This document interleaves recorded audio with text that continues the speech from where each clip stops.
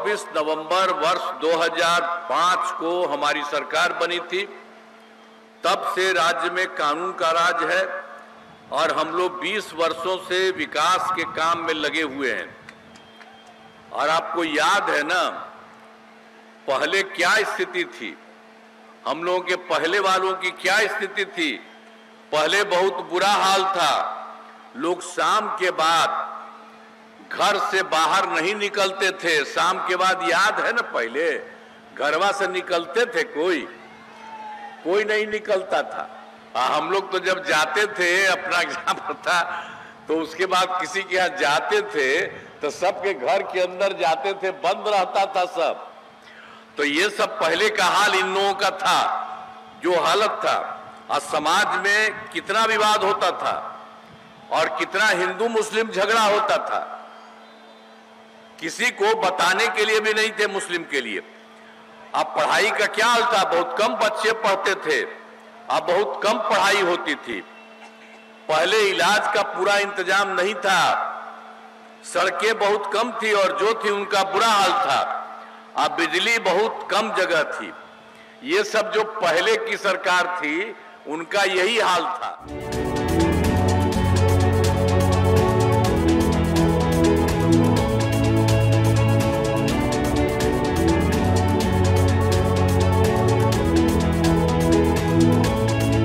महिलाओं के रोजगार के लिए एक नई योजना, मुख्यमंत्री महिला रोजगार योजना शुरू की गई, जिसमें हर घर की एक महिला को रोजगार शुरू करने के लिए 10,000 रुपये की राशि दी जा रही है।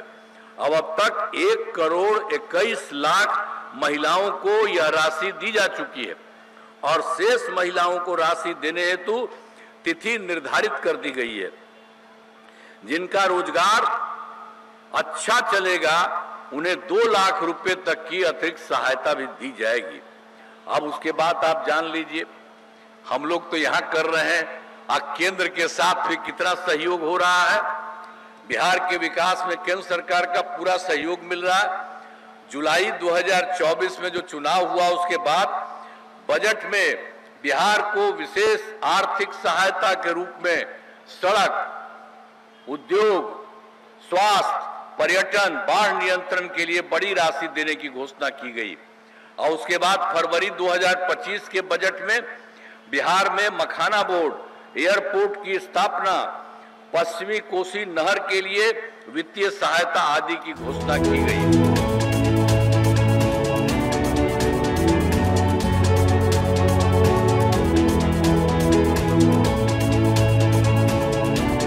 अब सभी वृद्धजनों, दिव्यांगजनों और विधवा महिलाओं को मिलने वाली पेंशन की राशि 400 रुपये से बढ़कर के 1100 रुपया हो गई है।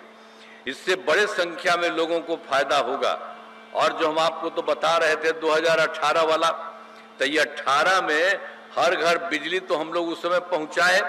अब उसके बाद क्या काम किया, सरकार द्वारा शुरू से ही बहुत सस्ती दर पर बिजली दी गई, लोगों को कम पैसा में, लेकिन बहुत ज्यादा पैसा बाहर से लगा था तो हुआ। लेकिन इसके बाद हम लोगों ने अब सोच लिया है, अब लगभग सभी घरेलू उपभोक्ताओं को बिजली मुफ्त दी जा रही है। अब इसके बाद आप सब लोगों को कहेंगे कि सब लोगों को बिजली मुफ्त दिया जा रहा है। अब हम लोगों ने यही सोचा है कि आप लोगों का जो घर है तो आप जरा दे दीजिएगा, ये लोग जो है घर दे दीजिए, घरवा जो है उसी पर कह दीजिए, तो वही घर पर जो करिएगा ना तो हम लोग सब जगह आपको करवा देंगे। सरकार की तरफ से सभी इच्छुक लोगों के घरों पर सोलर लगाए जाएंगे।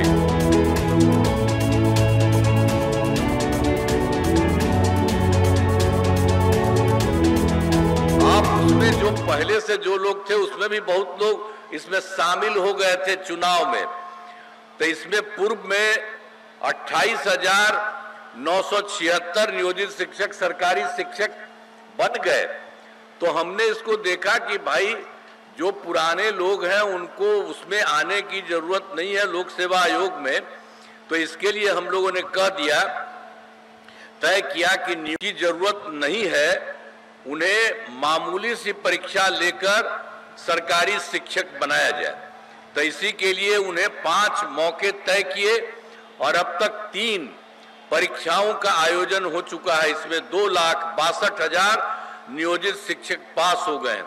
अब केवल 77,000 शेष बच गए और 2 मौके हैं, उसको भी चलाया जा रहा है कि इसमें से भी जितने लोग आ सकेंगे आ जाएंगे। तो कुल मिलाकर के सरकारी शिक्षकों की संख्या 5,20,000 हो चुकी है।